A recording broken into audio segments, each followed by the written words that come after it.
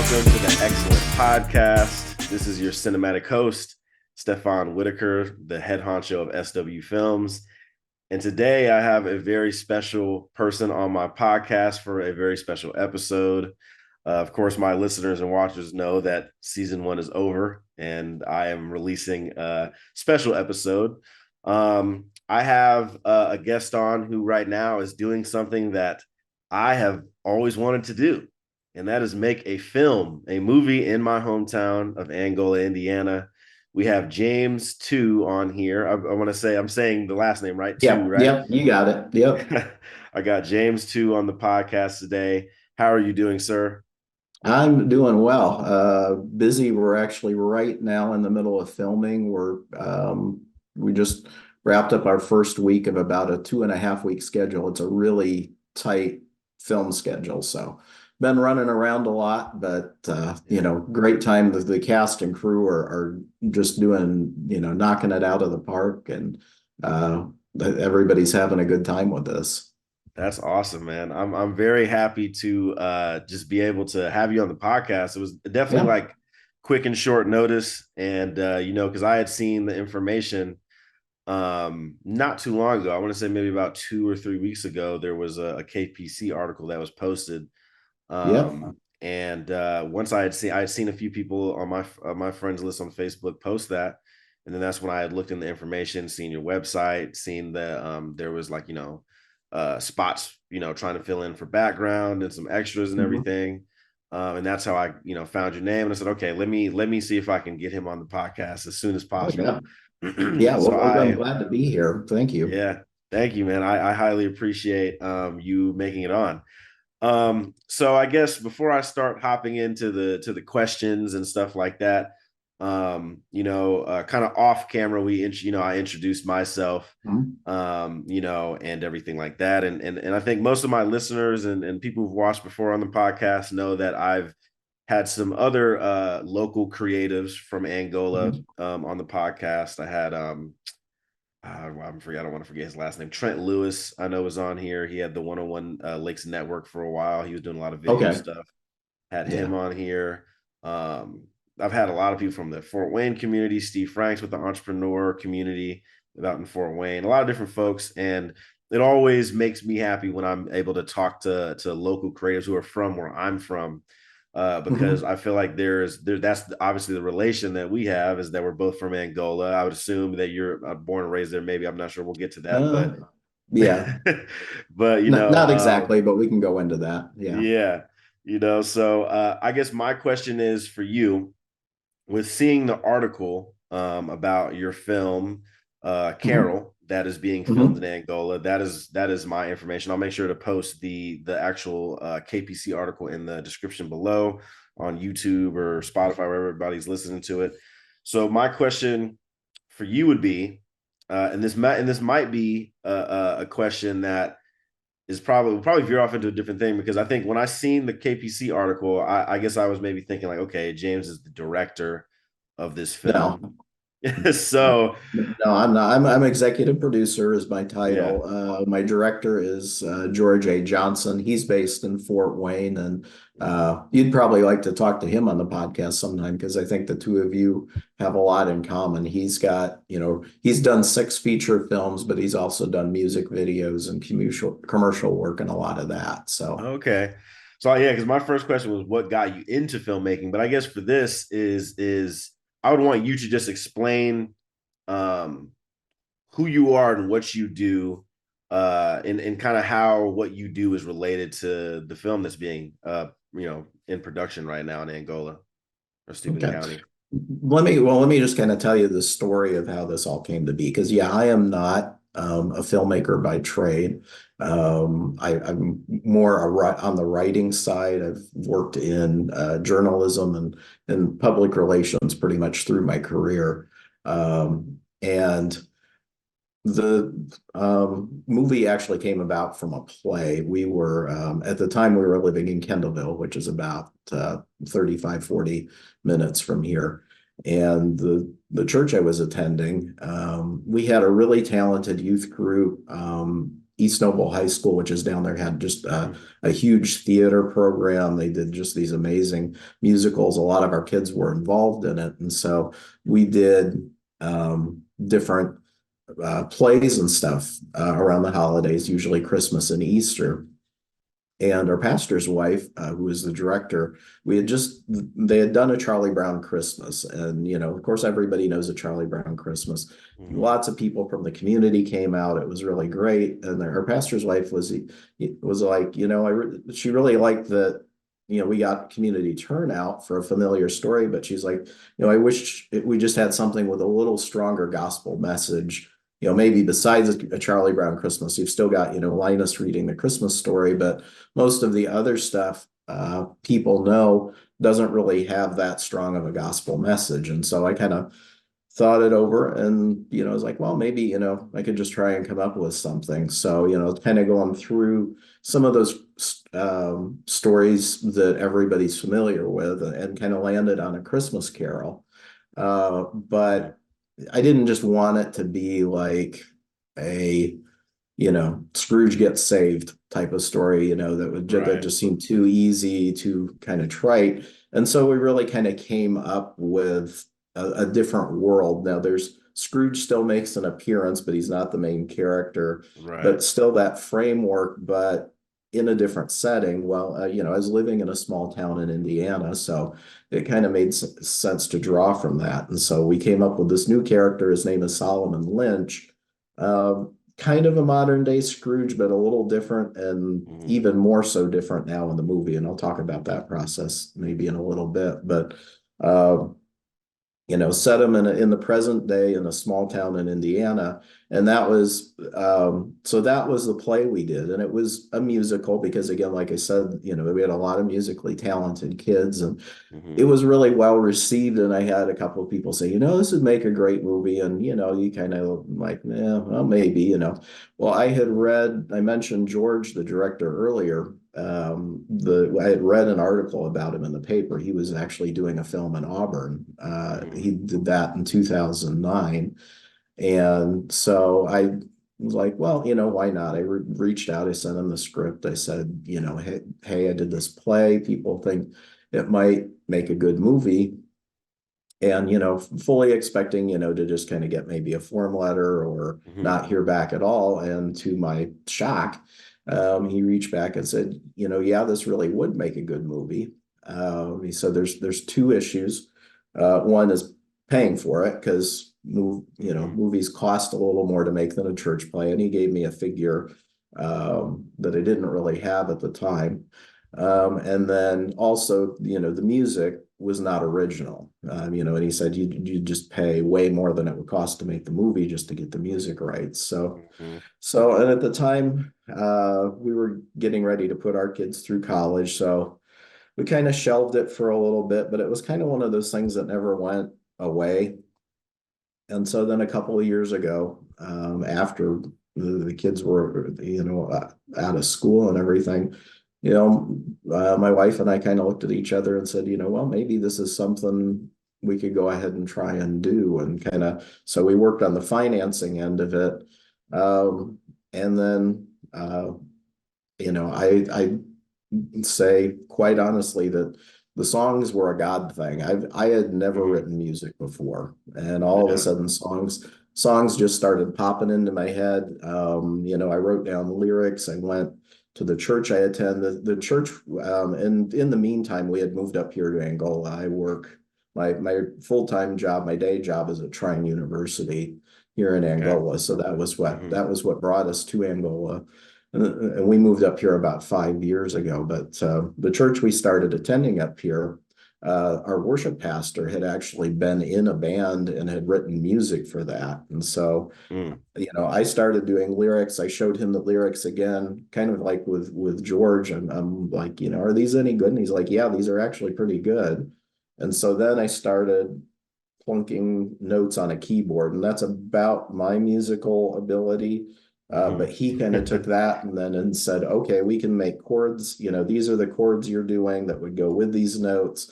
and he would tell you if you ever talk to him that, I'm really lousy at sticking with time signatures. So he's like, yeah, we got to change this rhythm to fit and everything. And so Yeah. that was our songwriting process. And then, so we got the songs taken care of. My wife and I worked really hard to get the financing in place, which we got, and now we're here and we're in the middle of filming. And, Yeah. like I said, it's great. That is awesome. I mean, there's such a process to creating a film, Yeah. and I think there's so many different pieces. And the thing I love about filmmaking in general is that it's an art that encompasses all of the other arts, Oh yeah. and I think just hearing how you're saying that, that you had to, like, when you knew that there was going to be music in the film, you had to really kind of come up with a creative and a feasible way for yourself to be able to make that music, so you said obviously you did the chords, you had a little bit of an idea of what instruments you wanted to Yeah. use, but also using the assistance and elements of just the resources that you had at Trine and other people that you may have known. I mean, I understand that completely. um so we go back to the beginning then. You said that you started in journalism. I think, of course, to replace my question of what got you into filmmaking, what got you into journalism then? Just I love to write. I mean, it's I was in college as a education major, and it was English education, and then I was working on the paper in college, started to like that, so I picked up journalism as a second major. Started student teaching and realized that I couldn't really think of any good ways to get kids into the Red Badge of Courage. And Yeah. so I was like, yeah, I don't know that this is the right path for me. So I actually started out of college in doing public relations for another small college in the Chicago area. And then after a few years of that, there was an opening at the local paper, and I was kind of where I couldn't move career wise anywhere. So I went to work for the local paper. Mm-hmm. There I worked for a paper and then a newspaper group in the Chicago paper, and then KPC, which you mentioned earlier. I came to work for them in 2006 down in Kendallville. Okay, nice. And obviously you're not with KPC now. Right. Yeah, I Right. left KPC in 2018 to come work. There was an opening at Trine in public relations, and have been at Trine ever since. Okay, awesome. Awesome. We'll definitely talk about KPC. I guess I have a statement that I want to make about KPC. Oh, okay. Um, but okay, so the journalism that, so did you think that it would lead you into creating a film, creating something of this nature? Do you think that it was going to get to that point in your career? No, we had we actually, for part of this production, we're actually partnering with a ministry called Set Shepherds, and they are a Christian organization that comes on set, provides spiritual leadership as well as pastoral care. And so part of what they did for this production was they did this thing called boot camp the night before we kicked off filming, Mhm. where we kind of all got together, just kind of set the tone for the production, and they had me give a welcome. And my first words in the welcome were, I never imagined this and ever this happening. Yeah. This was not something, even when I wrote that play 10 years ago, I never had in mind that this was going to be uh, that was going to be making a feature-length musical film. Yeah. Like I said, it's very much a God thing. Mhm. I give him all the credit for that. The connection with George, who said, yeah, this would make a good film. You talked about the composing. We worked with a wonderful composer. Aaron Scantling got me the chords and everything, but we then sent that to Aaron Fullen, who's based in Iowa, a wonderful composer and who's did all the instrumentation and all that. We're we're partnering with a dance company that's based down in Kendallville, and just Mhm. some beautiful dances and everything. And yeah, no, I never had any of this in mind. Again, it was Yeah. kind of it's kind of one of those things where I kind of stepped out in faith a little bit, and God took it and ran with it, and really, developed, allowed me to connect with a lot of other people who have just helped this become way bigger than I would have ever thought. Yeah, absolutely, man. That's great. I mean, first of all, the set shepherds thing sounds so cool. I mean, I love when I Mhm. hear about those different kinds of resources that can be on set. I've actually I that's actually my very first time ever hearing something like that. So that is actually really cool to see that, that there's people out there that can help, be able to bring that type of energy and faith and restoration for the folks that are going to be going, through a bunch of trials and tribulations on set. So that is Oh, yeah. really cool. That is really Yeah. awesome. Yeah. So, Sorry, if you don't mind me, mhm, I'll put a little plug in for yeah, him. yeah. So that actually was a connection. My wife went down last spring to a kind of festival conference thing and connected with them, and they got started. It's the primary people. They're named Ed and Sue Griffinhagen, and Ed is a pastor down in Columbus, Georgia, and Mhm, they were.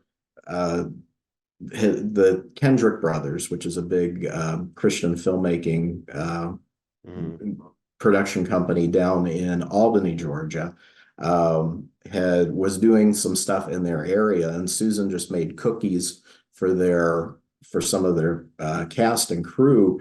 And Stephen yeah, Kendrick said, you need to come do some hospitality craft services for us.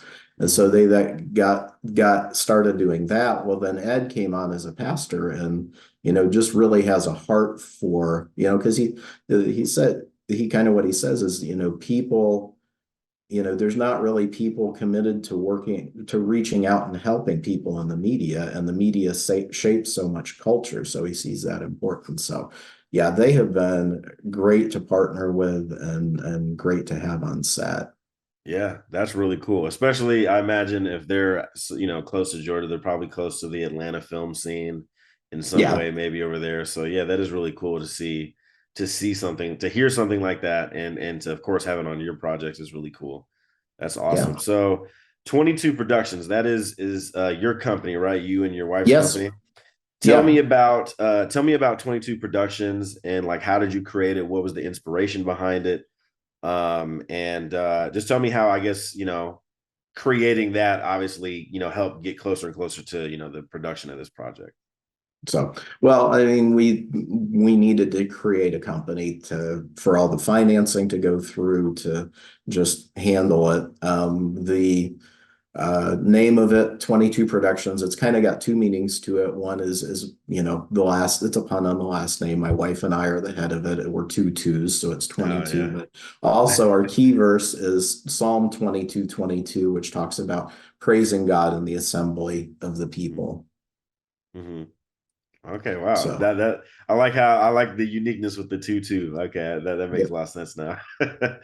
That's cool. So I guess now, since I know that when I looked at your website, and I remember I looked at the about us, and of course heavy in the faith, and I want to ask you, like, Mhm. how does your faith go hand in hand with this particular film that you wrote, and I guess throughout your career, really, I guess in your writing, especially Yeah. with the play and in this film, and I guess how does that, yeah, but basically how does that play with this story, with your writing, with your journalism that you had in your early years? Like, how does that go hand in hand?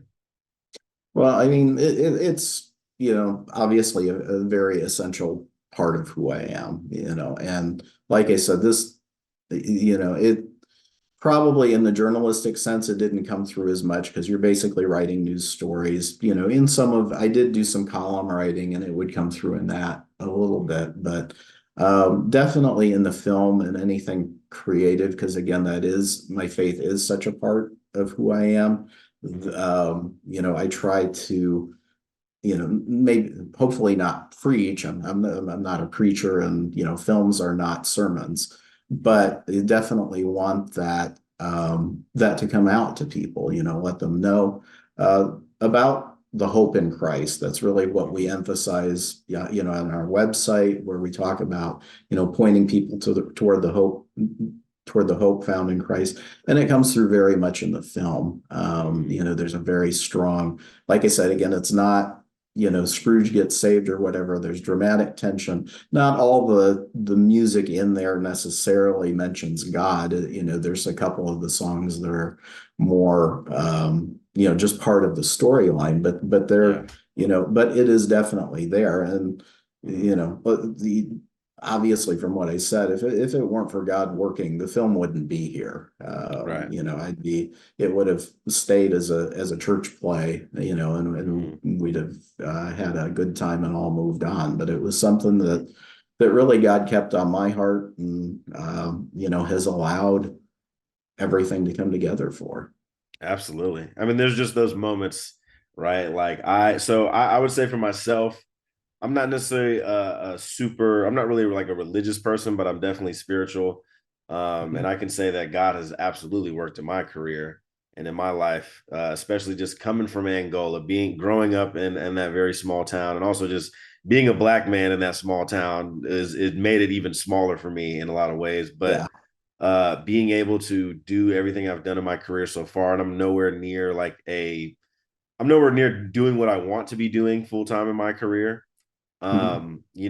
I kind of mentioned before, I guess my start, like I own a production company, SW Films is the name of it. Okay. And, I started it in Angola. And at first, I was just doing, the music videos, the commercials, and then planning different local projects. And I feel like, of course, coming back home and even having the bold and bravery, whatever, to create a production company back home, that was God, telling me that I got Mhm. it, that I need to do it, and then even some of the moments I would consider like the biggest career moments in my life, it was definitely a God thing. Mhm. I'll give you two examples or two situations. There's a hip hop artist by the name of Kendrick Lamar who most people probably know. I don't know if you've heard of him or I've heard of them. Yeah. yeah, yeah, yeah. Like I got to be a second assistant director on one of his music videos. And it was kind of weird because it was a situation where I was working on another set with somebody who had worked with Kendrick Lamar, and I was working on that set just for some prep days, and then all of a sudden I get a call from another first AD saying, "Hey, I have a music video for Kendrick Lamar music video coming up, and I want you to be a part of it." And that was a God thing for me, just it just felt like the everything aligned the way it needed to be. Or even I had a situation where I was a first AD for Nike, a photo shoot that they had, and it was a situation where I was not supposed to be the first AD, but I became it because of the original first AD got COVID, and I was the next person up, and it was like it was basically God presenting that challenge for me, but letting me know like, hey, what's that saying, like God doesn't qualify the call, or God doesn't call the qualified, he qualifies the called, I see. and Yep. that was kind of that's what that moment really felt like, so Yeah. absolutely, and I think in general it's good for people to even if they're not like religious or not, maybe they might be, I guess, struggling with their faith. I think it is good for people to use faith in a lot of their, especially a lot of their things that are you know uh passion that they're passionate about, or Oh yeah. that feel purposeful in. And writing, I think writing is one of those things that I honestly think is underrated. I don't think a lot of people, I think writing is underrated, but I also think it's very hard and difficult to do. Because I'm a screenwriter myself, and the scripts that I have written and actually put out there to the world, um, those films, I'm like, okay, they weren't super hard to write, but then I think about the feature film that I've been writing in the last year that I want to do back home, and I think about how difficult that is to like make the details really stick out. Um, and that's when I kind of want to go into now talking more about the film that's going on, Carol. When Mhm. you wrote this story, when you wrote this script, of course, you said that you based it off of a play that you had already written, right? Right. Yeah. And the George, who's the director, really did the screenplay. And, Okay. because he took that original story and he said, yeah, there's he wanted he felt, and I think correctly, that the original story was still maybe a little too close to the original Christmas Carol. So he even kind of took it further. Solomon, the main character I talked about, we changed him from he's gone from a uh, somebody who in the original play he was about my age and he was fairly wealthy, so it was still kind of the whole Scrooge thing going. In Mm. the movie, he's a millennial, slacker millennial. Oh yeah. So Yeah, that's cool. yeah, Yeah. so some different things like that. So George did a lot with that and getting that Mhm. final screenplay done. But Yeah. What was it like was it kind of like a direct collaboration though? Is there things that I guess you wanted to that you felt like was a good change or maybe felt like the change was a little too far off the vision that you may have thought of, or was it just easy to be able to compromise in that right? we did pretty good. I mean, George and I, you know, in terms of like the basic, again, the message part of it, we were eye to eye on that. How we got there, there were a few back and forths. There was one scene in particular where he had changed it, and I didn't really care for it, and then I Mhm. rewrote it again, and we were like, yeah, this is it, this is the way we want to go with that scene, and then he kind of Yeah. polished it up from there. So there was a lot of collaboration. There wasn't any major creative discord or anything like that. it Right. was it was really a lot of just, but there was definitely back and forth, and again, Yeah. I think that's good. I think that's how you get a better film and a better story. Absolutely, absolutely, and it's great to have that collaboration. For writers, I've never really been in that situation. A lot of the scripts that I've written have always just been me, and I know eventually, as my career Mhm. grows, that the opportunity will come. But it's definitely it's good to be able to kind of have that back and forth bounce off ideas to your partner and whatnot. I would assume that because the Scrooge story, I've seen it in so many different platforms. I'll say, like, I've seen it kind of utilized in cartoons. I've seen it utilized in live action stuff in Yeah. plays, and it's been done so differently in a lot of ways. The very first Scrooge thing that comes to my mind whenever I hear Scrooge is always Scrooge McDuck. I think it was like Daffy Duck version of of Yeah, yeah. Scrooge. That's always the one I think of. But like when I guess the did you give input? I know you said George A. Johnson, the director, is from Fort Wayne, but I wonder, did Yes. you give input, I guess, on like how to really shift this film into a like small town like Angola? Because I don't really remember if the Screw story kind of like focused much, I guess, maybe on the environment that he was in. Yeah, well, he was in London, again, and very much at a particular point of time when Dickens was writing. Yeah, I mean, and that was the original play. The play and the movie take place in this fictional small town of Springdale, Indiana. And, having lived in small town Indiana since 2006, there's a lot, there's a lot I've learned, been uh, part of, and really, I love this area. It's been a great Mhm. place to raise kids. And that comes through in both the play and the movie, that there's, just that sense of love for small town life. Yeah, yeah, and that kind of feeds into my question. Kind of answered it really as like really what encouraged this film to be in Angola and Steuben County, but I'll extend that a little bit into in for this production. Like obviously Steuben County. When I seen the KPC article, Steuben County was highlighted. Mhm. They had the pavilion that's up at near Commons Park over there. Yeah, Uh, and we are shooting an absolutely gorgeous scene there. yeah, It's where Solomon's in Christmas Past and he meets his wife for the first time, and we're going to have some of the dancers I was talking about doing this great choreography to it. We're going to have it lit up. It's going to be beautiful. We're actually filming yeah. that here pretty quickly. So Yeah, yeah, because I seen like Mama's Place, which I've been in there one time. I seen that was there. I think there you guys had cast and crew was eating at Buck Lake Bar and Grill. I think was it. yeah, Marvin Baker, who's the owner for that, has been Mm, incredible with this production since he learned about it. He has, provided meals for us. that's And awesome. that has been one. thing. I mean, the community has been just incredible with this. People are excited about it, Mhm. doing whatever they can to help out. And that's, that to me is very humbling, that just people are so like just so excited about it, willing to kind of invest in it with their own time and, kind of again really encourages, I think, not only me, but the all the production team, cast and crew just to make the best film we can. No, absolutely. I mean, having the community like really support because growing up in Angola, I never had anyone to look to in for this craft for this career, Mhm. from anyone out in Angola. Like there was not anybody I feel like I ever seen do it. And then, there was a few people in Fort Wayne that I've seen, but I wasn't like super inspired by some of the stuff I was, I guess, seeing or that what I wanted to do.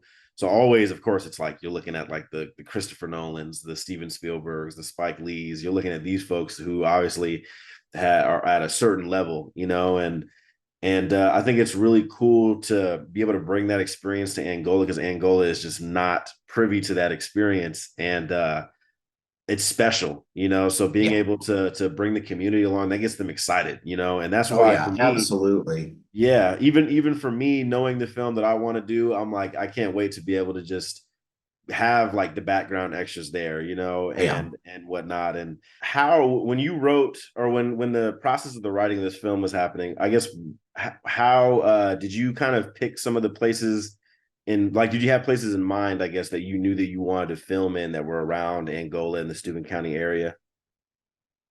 Some of them, yeah. And you know, really since George is based in Fort Wayne, he kind of leaned on Shannon, my wife and I a lot for location, Yeah, where would be a good place in town. Obviously, we're not a big budget film where we're going to have a studio or right.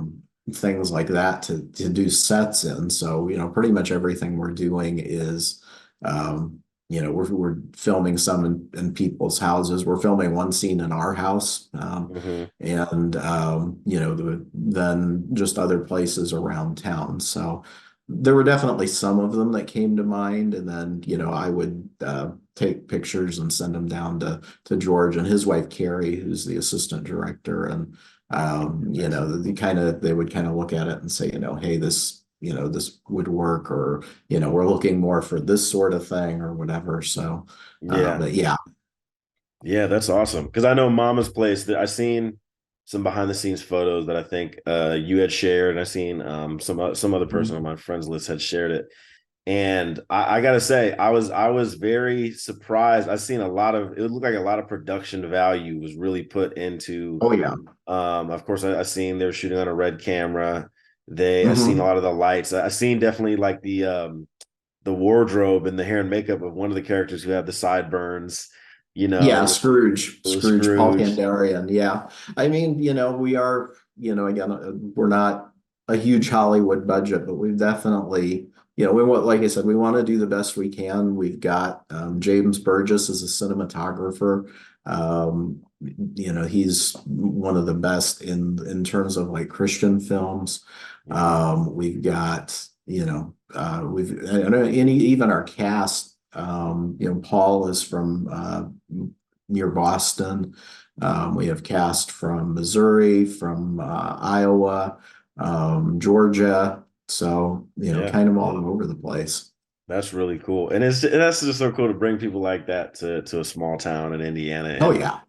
Yeah, absolutely. that's very special, because feel like for myself growing up, obviously I wrote a lot of different stories that where I was based, where I was like the main character, but also I was in obviously in Angola because that's my Mhm. hometown, and there's so many different stories to be told over there. There's so many. I mean, just the stories I hear from my mom and just like from other people in the community about like for instance, like I know Fox Lake, I'm Mhm. actually Oh, trying to yeah. work. I'm trying to work on eventually doing a documentary about Fox Lake, and there's so Yeah, many stories there. yeah, that would be a good one. Absolutely. Yeah, I mean, just all the lake communities really have so many different stories and stuff, and I think being able to highlight those places, like I'm sure Mama's Place and Buck Lake Bar and Grill, they were ecstatic just to be able to help and be a part of the film. Yeah. With the Mama's Place, I want to talk about that just because that was the scene I seen. Like how is that? I guess how was that facilitated? Because there was a lot of people that was in the scene. Were those all background actors? Were they actual, Um, customers of the place? no, it was extra. They were extras other than the actors. I mean, we knew we needed a small town restaurant for a setting, and Mm-hmm. to me, Mama's Place locally is probably has that feel more than any of the places. There's other, Sutton's is a small town restaurant, but they don't look like a small town I restaurant. know exactly. They look a little more upscale. Yeah. And we've got another restaurant. They're in an old Bob Evans building. They look like a Sophia's. Bob Evans. Yeah, Sophia's. Yeah. They look like a Bob Evans. So, we really wanted something that kind of had that small town feel. And so Mm. I reached out to April, the owner there, and just asked her if we could use it, and she was like, sure. So that was kind of Yeah. how that came about. And like I said, I've been grateful for April, for different people who've opened their homes and everything. Yeah. We're shooting today at the Methodist Church here in Angola. So, Nice. again, just all the different folks who are letting us kind of come in and invade their space for a bit. And Yeah. Yeah. because And yeah, it's because it is an invasion of space, when you bring in oh, all those completely. cameras and PAs and everything. Yeah. No, it 1000% is. To the point where some people probably, like I always say that some folks, when they allow their homes to be given to film sets, it's like, yo, you better hope that everything is like still put together at the very end of it. Even if they put everything back together, there's always there's always something that the film sets always bring a certain kind of chaoticness in a way. Um, have you, I guess when have been on set so far, has it been like kind of, I guess, awe-inspiring or kind of like you're learning a lot of new things. Like I don't know if you Oh, ever, yeah, yeah, just seen a lot of what the absolutely. film sets are like. Yeah, no, it's been this whole process, even from the beginning, from financing and putting things together, has been a huge education. And, very grateful to George. He's been very patient working with a Mm-hmm. uh, newbie producer for quite a bit. And, grateful for everybody because, again, these folks know how to do their jobs and are doing awesome at it. Yeah, that's great. And I mean, if you mentioned too, just about once again to the production value, like having when I see a set has an assistant director, they might have a Mhm. gaffer or a key grip, they might Yep. have the different departments, hair and makeup, they got PAs.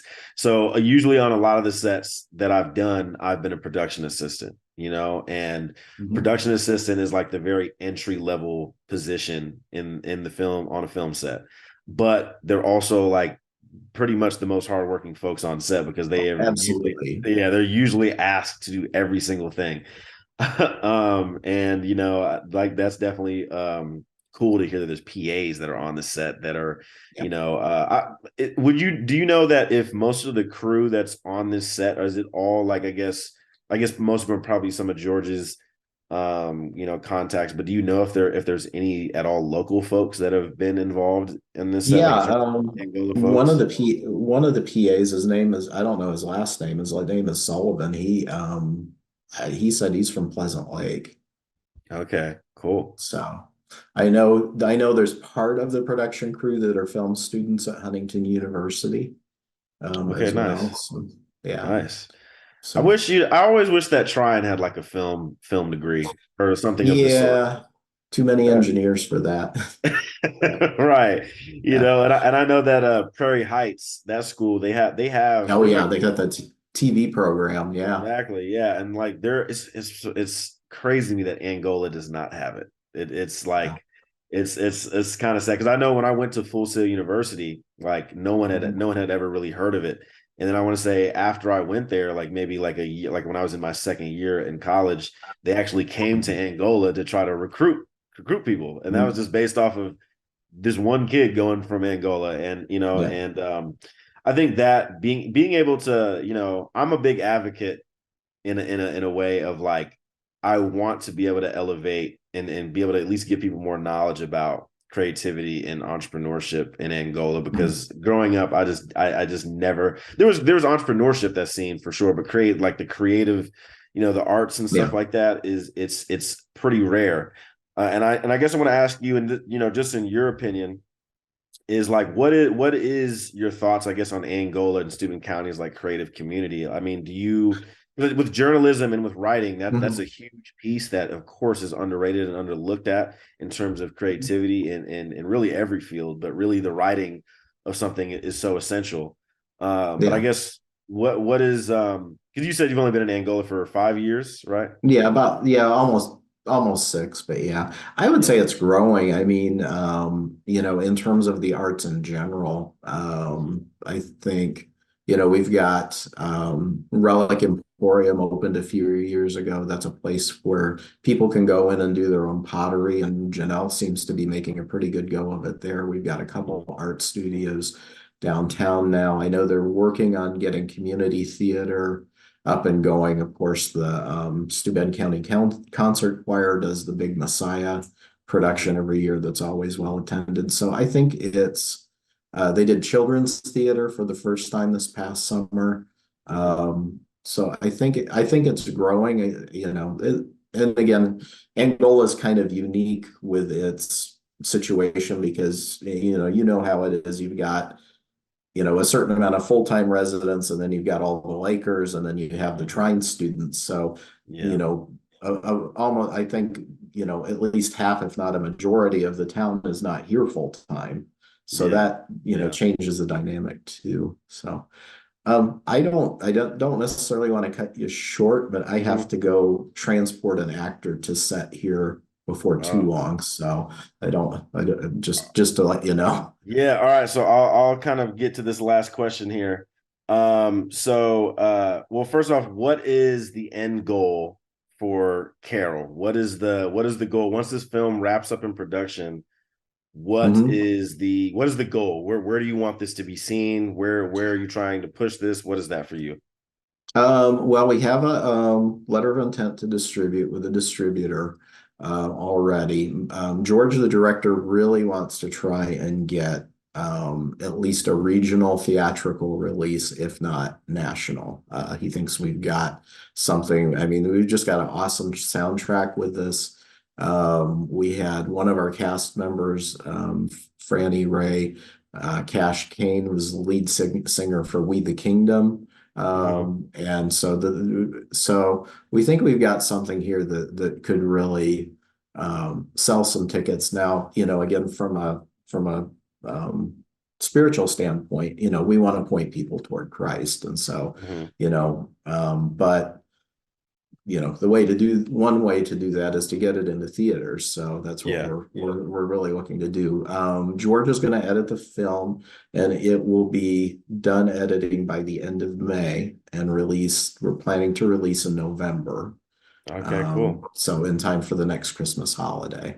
Yeah, and hopefully there's like a special showing maybe to the community, Oh, and absolutely. I would love to be in attendance. I come back home to Angola every at least 3 times a year, if especially because now that the industry is somewhat back working after the strikes, even though Yeah. there's potential strikes coming, I guess, in the summertime. I'll definitely be back a few times working on some projects, but also I would love to go support your guys' film and see, Oh, thank see what you you. guys created. And also just to see just that these places, that I know I'm aware of and that a lot of people in Angola and Steuben County are aware of, just to see those places on film is definitely nice. Um, so I guess the last thing that I like to do on the podcast is I always ask folks, just like as an outro, just like, what is their message to the people that might be listening and watching this podcast. And I think for you, as someone who is heavy and strong in his faith, I would love for you to give a message that kind of points towards that, especially just in terms of where you've seen your life and your career go from starting at KPC journalism and now trying, Yeah. but now you've written and producing a film. So I would love for you Yeah. to give a message on that. Well, like The other day we do devotions at the beginning of each day of filming, and I was talking to the devotional um on, I think it was Tuesday, and I was talking to the cast and crew about, it's just amazing when you take that little step of faith, what God does with it. There's a Mhm. verse in Corinthians where Paul talks about, I planted a seed and somebody else watered it and God made it grow. And focus more on the God made it grow part. I mean, like I Mhm. said, I would have never imagined this. I took a step of faith writing a play. I took a step of faith reaching out to George. And then from there, just again, God put a lot of great things together, and it has just been absolutely amazing to see where this has gone. And we're not even done with the film yet. It's Mhm. going to be amazing to see this the completed product on the screen. And again, we're just all praying for the impact, for the hope that it'll bring to people.